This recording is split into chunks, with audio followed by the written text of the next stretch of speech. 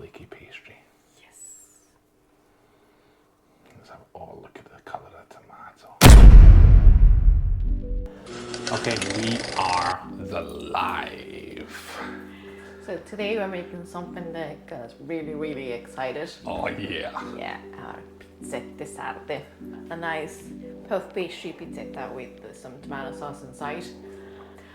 So this is something that unless you make yourself at home, if you live outside of Sardinia and definitely outside of Italy, you're not gonna find it anywhere, or at least I haven't found it anywhere yet.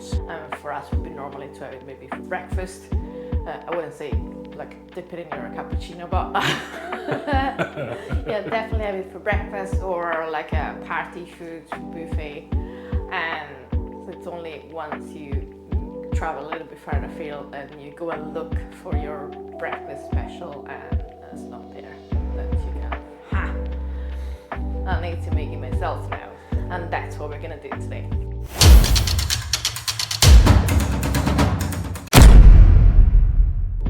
Okay, prepping the sauce for our pizzette. Yeah, this is how we make it. We get a can of tomato pulp. Hey! That sounded lovely. To which we're going to add just a little bit of tomato puree. Okay.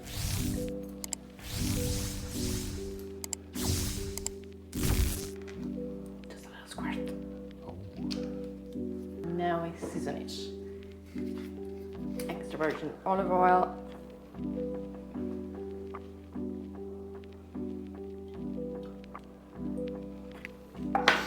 I like to add a pinch of sugar, just to take the acidity off.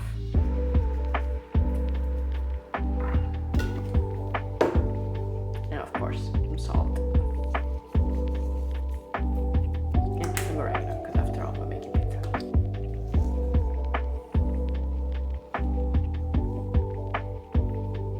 Here we are, and we give it a little boost with an immersion blender. You don't want to make it completely smooth, so just go in and out. Zoopy zoopy. And that should do it. Nice. And then a little mix. A little mix, but more importantly, taste test. Just to make sure it's balanced.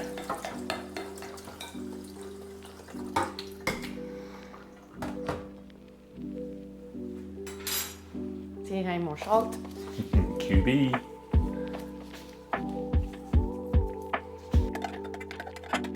Okay, and now we're gonna let it rest in our fridge for a couple of hours so it kind of firms up a bit and it's easier to work with.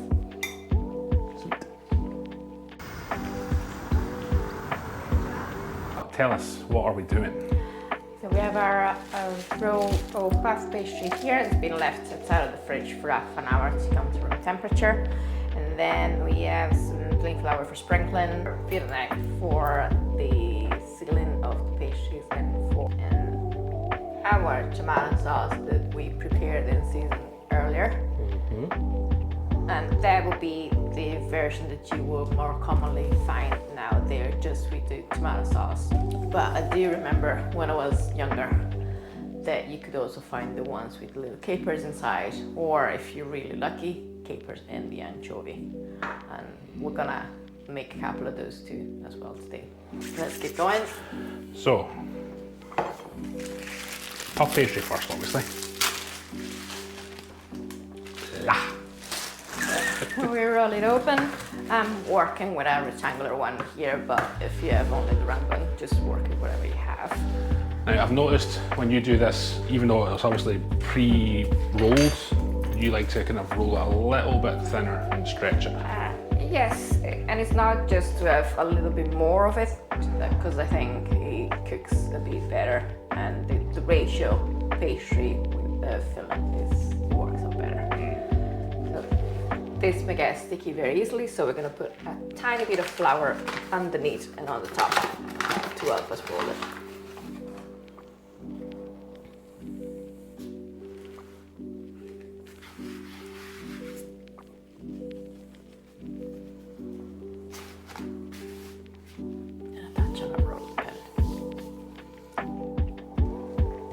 Go. Roly, roly.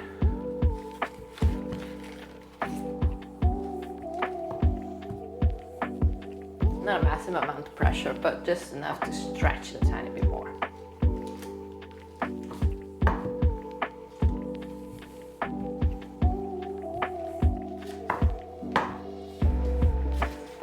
And here you have it. Before you start working, just make sure that your pastry detaches from the parchment paper. Like so. So our pizzette has a round shape, and we're gonna use a cookie cutter. What I'm using here is a 9 centimeter, and we're also going to use a smaller one to indent the top of the pastry. And here you have it. It's a 6.5. And we start rolling.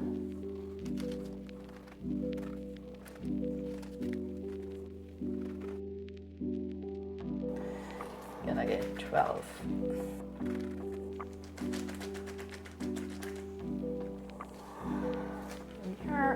So this is the leftover pastry, and if you want you can keep it and reuse it, I don't know, for like little sausage rolls or cocktail sausages.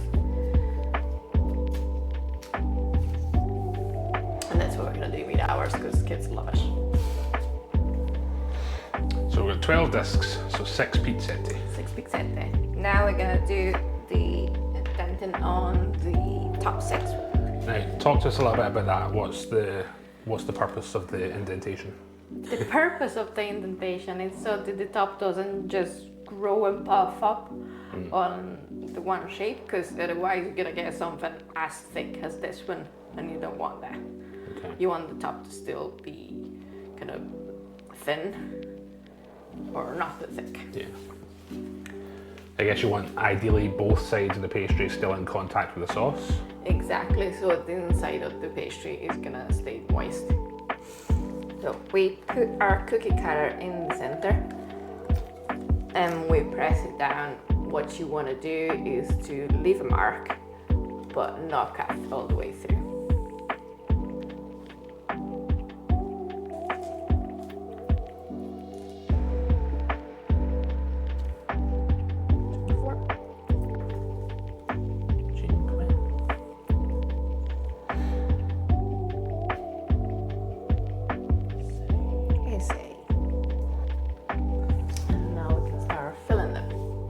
So we're filling some on the outside. The quantity of sauce is more or less a heaped teaspoon of sauce on the center. Here you go.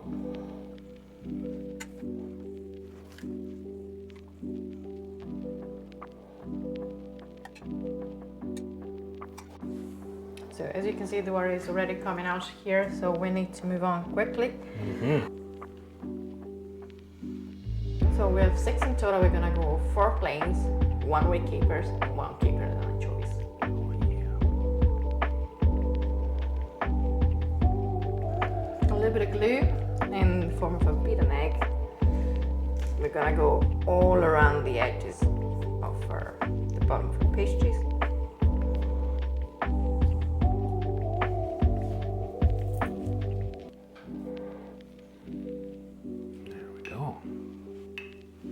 Pizzette means what? Little pizza? A little pizza, yeah.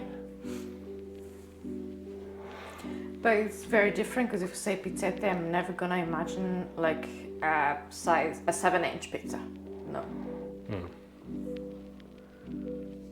So we start covering them. You wanna center it and then push with the tip of your fingers to make sure it's equal.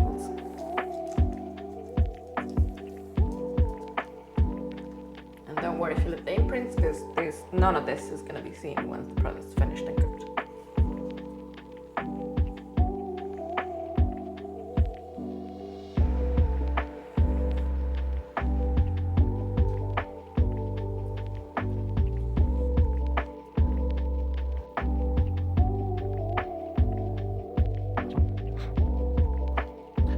A lot of our viewers will be aware of what these are.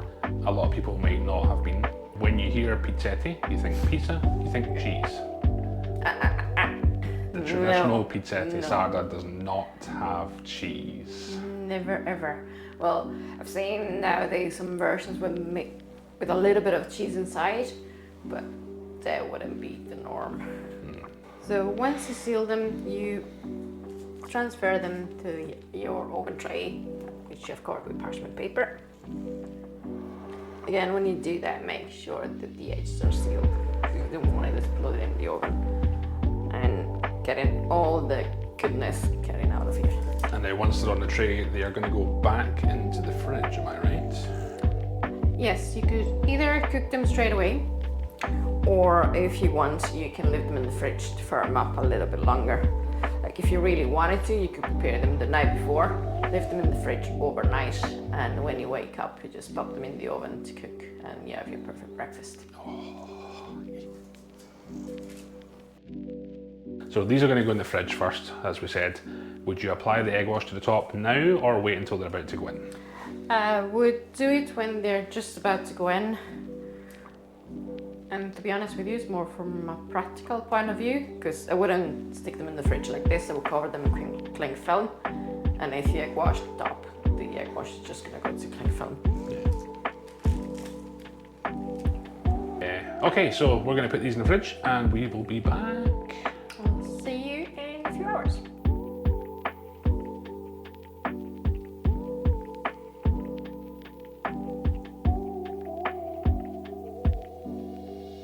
We are back. We are hungry.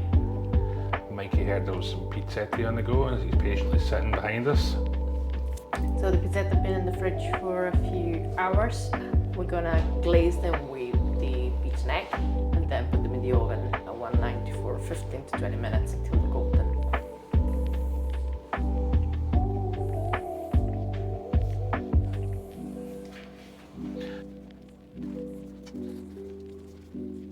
They're all glazed. We're ready to go in. There we go.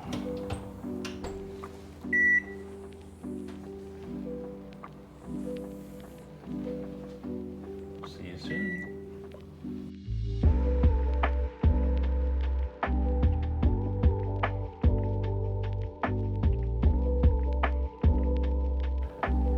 The time has come. Finally ready. The pizzette have cooked. Do we want to have a look at one? Yes.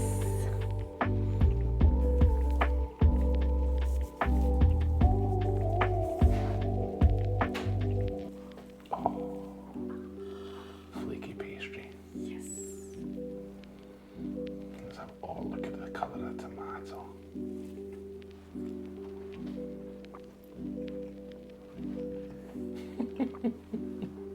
So good. It's like being back home. Yeah. Delicious. Alrighty. Mikey, if the people enjoyed this video, what should they do? Well, they should like and subscribe to this video and check out our other videos to see what other deliciousness we make, and you can also make them. For example, appearing on your screen will be an advert for these bad boys. Click on the video, have a look. Alright, ciao ciao. Thank you for watching. Ciao, ciao. Until next time. They're all placed and we're ready to go in. Oh, It's not right.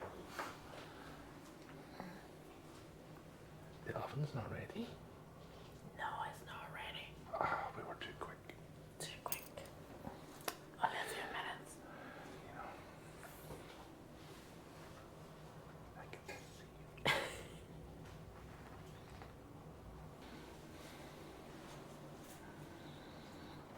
Can you say something to the oven? Mm-hmm.